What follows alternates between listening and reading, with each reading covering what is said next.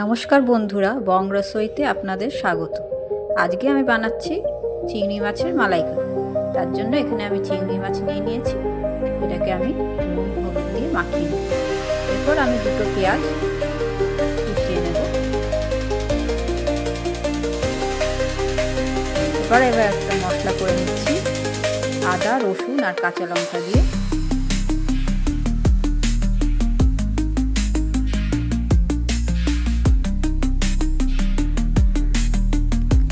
এরপর আমি মাছগুলোকে একটু ভেজে নেব।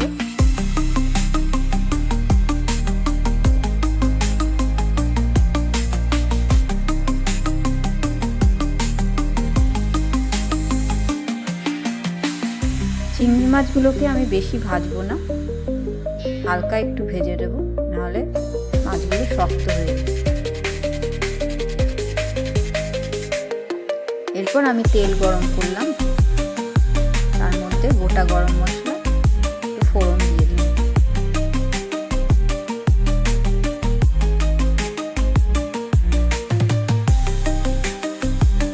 এগুলো একটু ভাজা হয়ে গেলে এবার আমি দিয়ে দেবো কুচানো পেঁয়াজগুলো।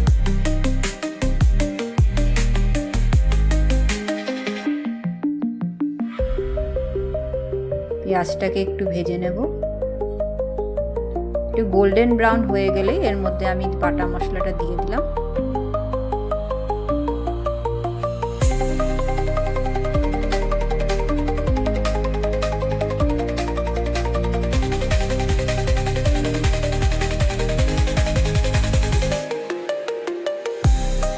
এরপর এর মধ্যে আমি নুন, হলুদ আর জিরের গুঁড়ো দিয়ে দিচ্ছি।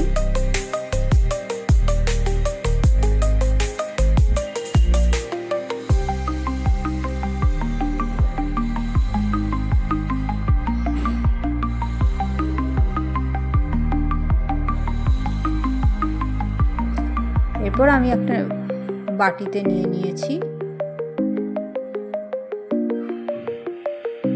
কোকোনাট মিল্ক, যেটা আমি আস্তে আস্তে করে এর মধ্যে দিতে থাকব।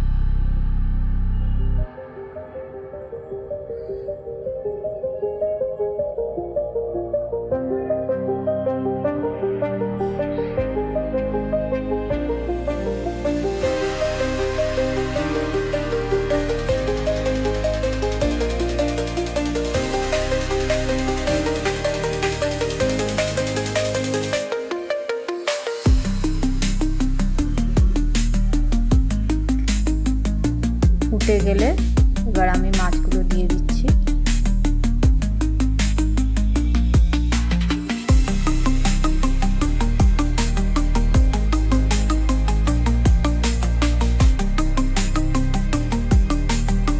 দিয়ে আমাদের হয়ে গেছে চিংড়ি মাছের মালাইকারি, যাতে আমি ওপর দিয়ে একটু কাঁচা সর্ষের তেল দিয়ে দিলাম।